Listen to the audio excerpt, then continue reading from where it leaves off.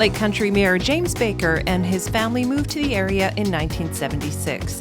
In 1981, he was elected to the Central Okanagan Regional District, serving for 12 years as regional director.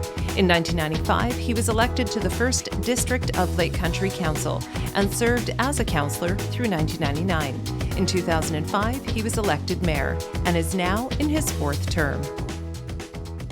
Welcome to our Shaw Studios at Prospera Place, and welcome to Ask the Mayor, a chance for you and us to ask Okanagan mayors questions, burning issues of the day. And joining us today from Lake Country is Lake Country Mayor James Baker. Welcome.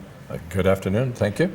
Let's start off with just a few sort of personal questions about your life and job as being mayor, I guess. Mm-hmm. And what excites you the most about this position? Being involved with the community, it is really a part of what I very much enjoy doing. I've always been involved in some aspect of community, and particularly in the historical societies, or culture, and part of my profession, and also with recreation, and so got involved. Part of your background in archaeology and that kind of thing, is it? Yeah. What do you find challenging about the job? Being able to sort of manage the amount of money we have with the priorities, the things that need doing, and that's the biggest challenge. And when we first incorporated it, just over 20 years now, we were about 5,000 population and totally residential tax base. Not a lot of money coming in for every 1% that we requisition.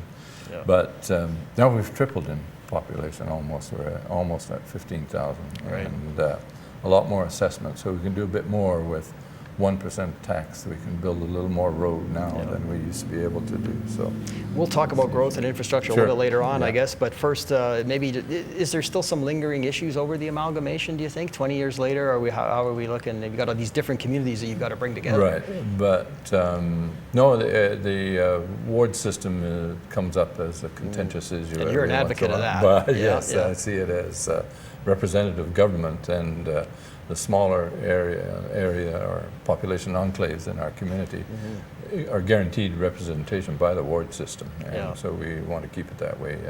Mayor and 2 councillors are elected at large, so in a sense, and 4 is a majority, so any one ward can convince the at-large councillors and mayor to vote their way, then but everybody, really, we're a small enough community that everybody has the same interest for the entire community.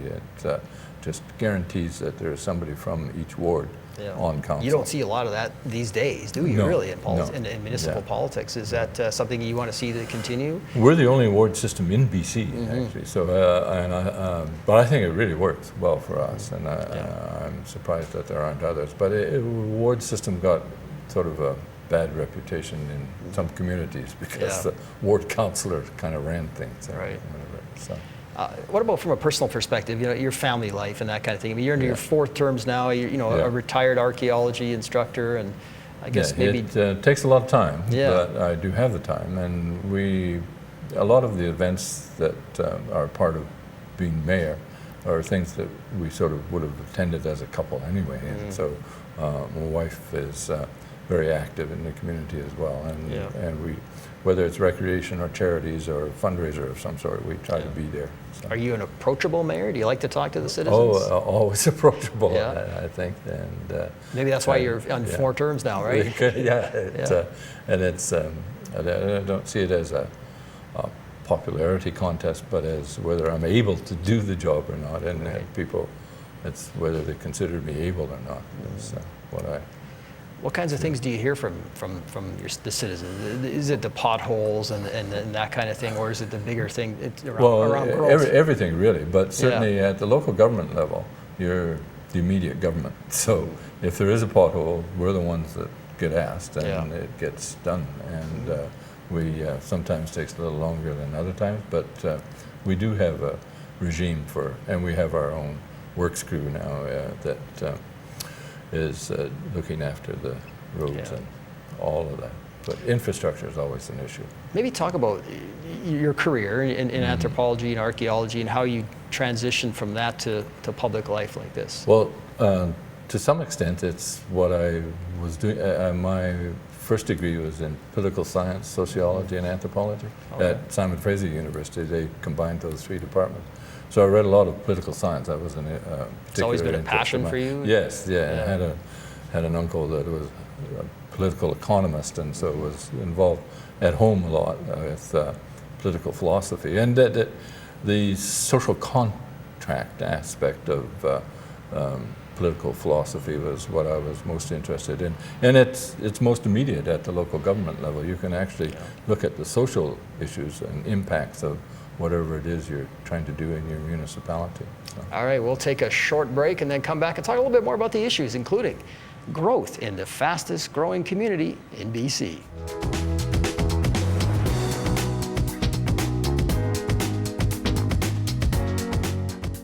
Welcome back to Ask the Mayor. Joining us today is Lake Country Mayor James Baker, and let's talk a little bit about the changes that you've seen in the community over the 20 years. And I guess you mentioned earlier that the population certainly exploded. Yes, that really has been the biggest change. And the issue for us has to be have plans in place to accommodate that type of growth. And so we have all of our integrated sustainable community plans, including a water master plan, a road wastewater master plan, road development master plan. Transportation for tomorrow is our getting active transportation, more cycling, more people walking. So that's the biggest issue, is accommodating that growth. Yeah. Infrastructure, aging infrastructure is a problem Always in all a problem. communities. When you look at our area, 46% of the land base is in the agricultural land reserve. So we don't want to develop that. We support agriculture.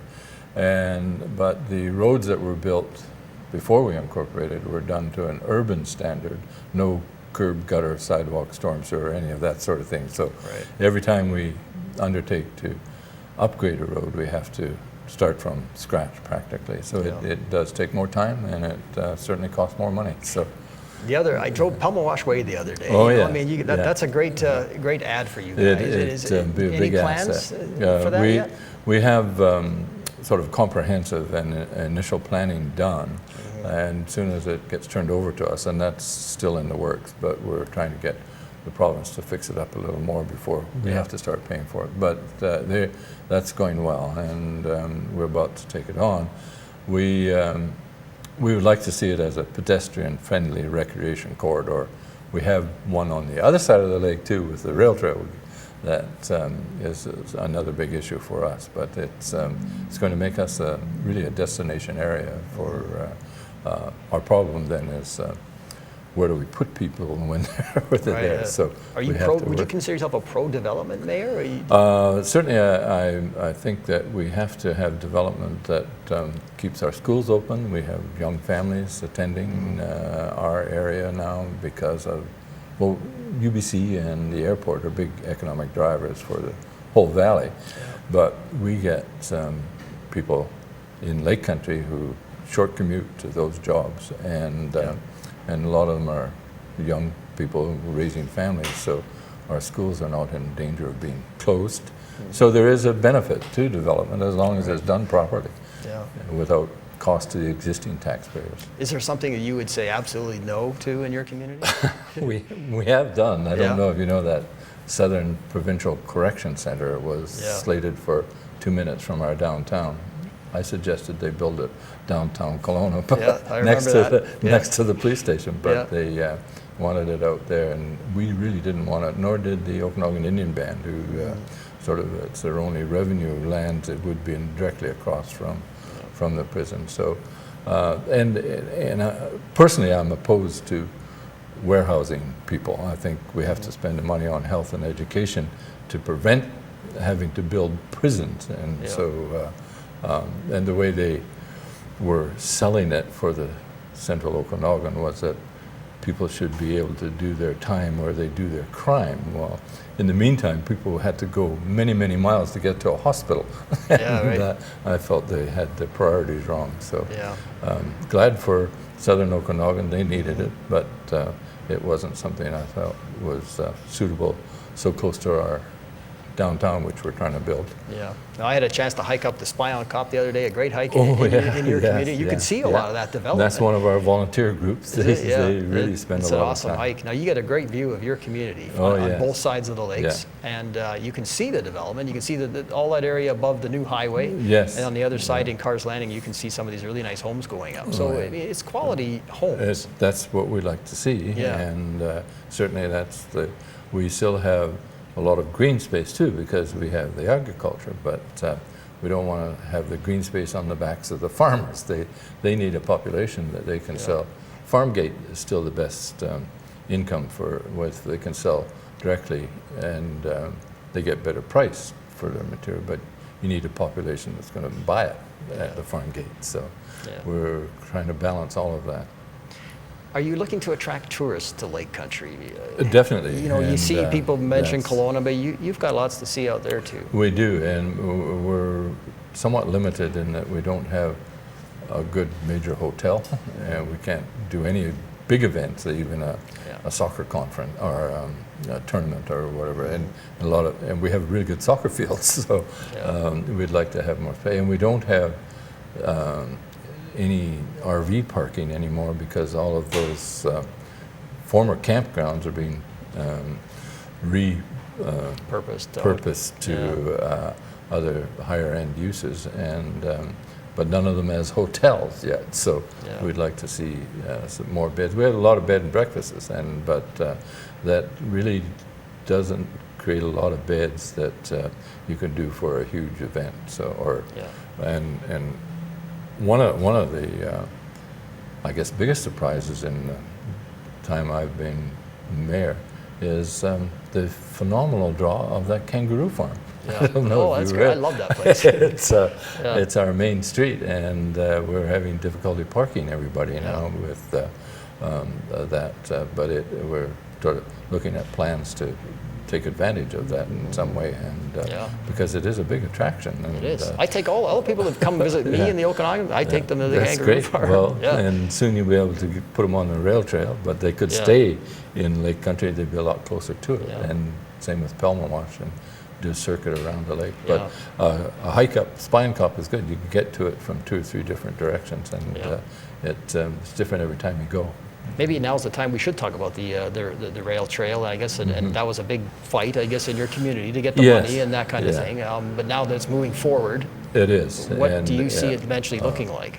Well, as a trail that's a corridor between Vernon and Kelowna that's totally inclusive, so we'd like to see small wheel on their electric wheelchairs and even rollerbladers or whatever. But it's going to start probably as a gravel trail for pedestrian and cyclists, and equestrians are very interested too. There are horse riders that would like to see that as a corridor, especially along the lakeshore, where they can get the amenities that you don't otherwise when you're out riding your horse. Yeah. So and it'll be a big draw. I see it as a huge economic driver ultimately for the whole valley. Similar to the Myra Canyon Trestles, for example? Oh yes, yeah. You attract that kind of crowd? Even more so when it's a whole lot closer, and more people can use it because 2% grade all the way. Right, so do you still get grief from citizens about that? Well, you see that especially in spring breakup, when there were potholes that weren't being repaired as fast as they could, and how come we can spend money on a rail trail that's pie in the sky? But it's not really pie in the sky. It's an asset that, and it's for future economic development. And especially with the Okanagan Indian Band partnering on development now as well, there will be cultural areas where there are archaeological sites along the trail area that can be identified and show the history from 7,000 years ago to 10,000 years ago up to the present, rather than just settler history from 200 years ago.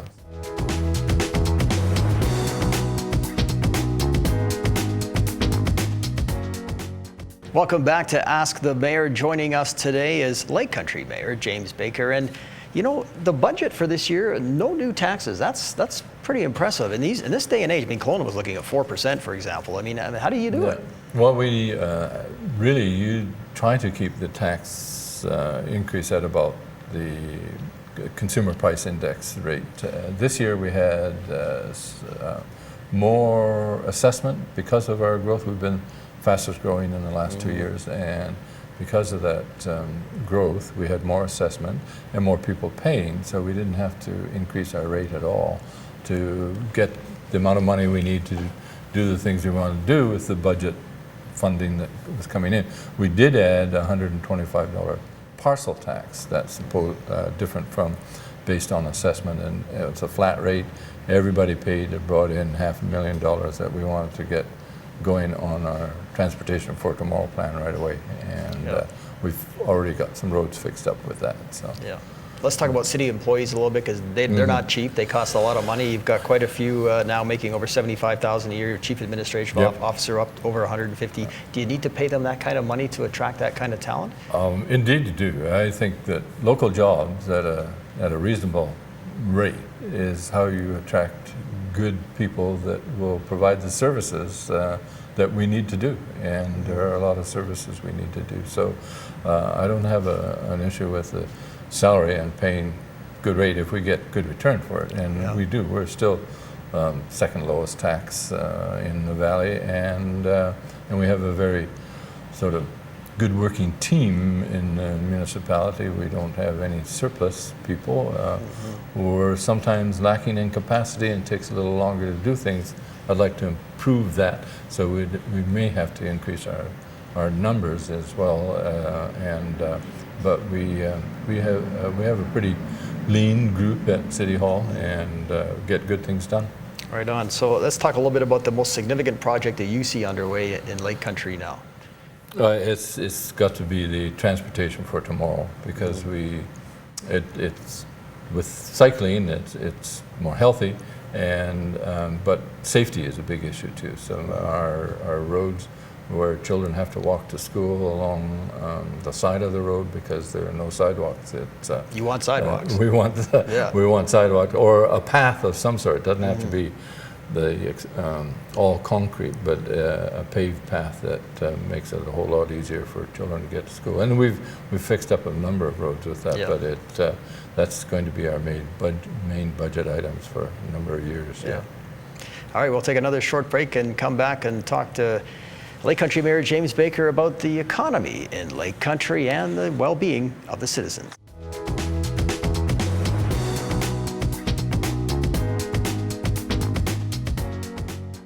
Welcome back to Ask the Mayor with Lake Country Mayor James Baker. And let's talk a little bit about housing affordability in your community. Do you think that's it's affordable for young families to come and live there? I mean, it's a little bit cheaper than Kelowna, for example. It is, and I think it's a lot. We did a secondary suite and our accessory suite, which can be used as rental or a mortgage helper, and it's sort of taking care of affordability in a sense that the people can afford to purchase with that mortgage helper, particularly because every single-family residential can have a legal suite or an accessory building, and whether it's family that's going to live there or whether they rent it, whoever's there is helping pay the mortgage. So is that the way you see tackling housing affordability? I see affordability as really as people that are able to rent before they get to buying, and that is our average house price now in Lake Country is about $500, or $500,000, and so that's a big hit on anybody's salaries. Two people working with a mortgage, with a suite rented, can afford that, or it makes it more affordable anyway. Yeah, and do the citizens support that? They don't mind, the neighbors don't mind having all no, this? we didn't put it to referendum. But you're not hearing a lot of flack on that? No, it works.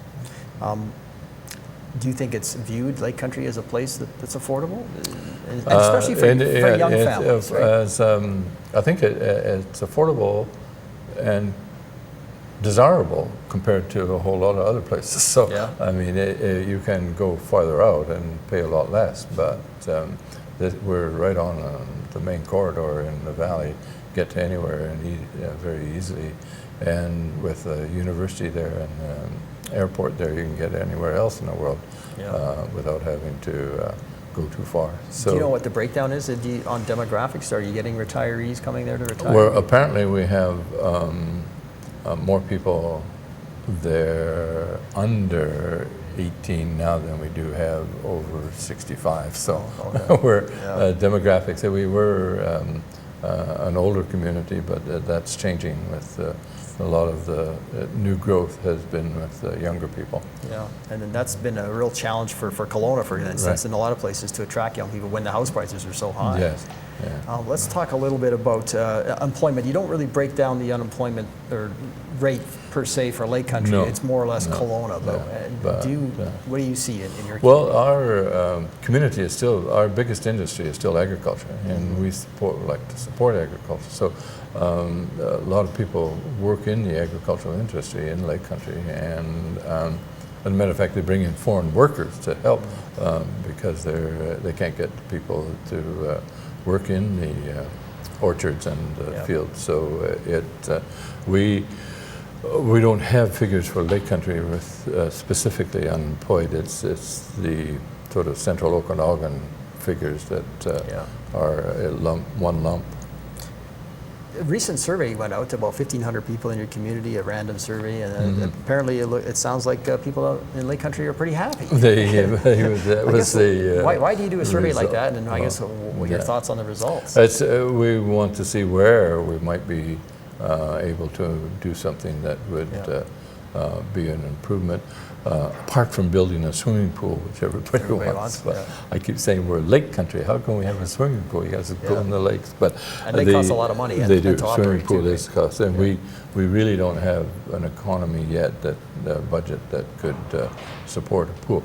It's not a revenue producer. They're getting better at being operated at less cost, but with some of the issues of heating it and those sorts of things, but it's still very expensive for a small community to have a indoor total major pool, and so we haven't got to that yet, but maybe down the road. Yeah, it's possible sometime in the future, but in the meantime, we could make swimming areas in the lake a little more usable, and we haven't got around to that yet either. But we have a Parks Master Plan that we're doing right now, and it's going to address all of those situations. So, what would you like to see in the Parks Master Plan? Would you like to see just more improved swimming areas? Improved swimming areas, more accessibility to the lake, and particularly for people with mobility issues. We don't have an area where people can get their wheelchair to the water yet, so we'd like to do that, and ensure the safety of the swimming areas with more buoys and demarked areas, because we do have a lot of boat activities on our lake.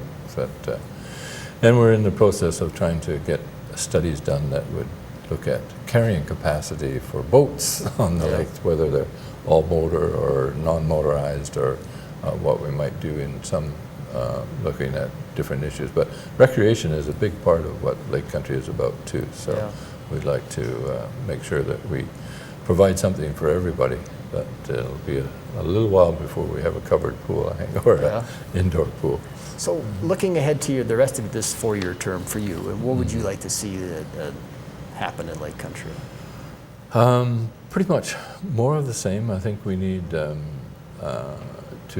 ensure that people can get around safely and more easily, and that's why we're focusing on the transportation aspects. And we're topographically challenged in some ways, the up and down hills to one side of our community to the other, and so cycling is a challenge. You have to be good at it. Is that where the rail trail fits in? But the rail trail fits in just as a recreation corridor a whole lot better with the grade along there. And with Pelmo-Wash, it's possible we could have events in the future that did a circuit around the lake on cycles and a race or whatever. They're fanatic cyclists, and if it's sort of road bikes. They could have a good race around the lake. Yeah. But we don't have anywhere to put the people that would like to come. So we have to have more Hotels. beds. Yeah, hotels. Yeah. Get that. So let's talk about your political future. Are you still at this point, would you run again for mayor?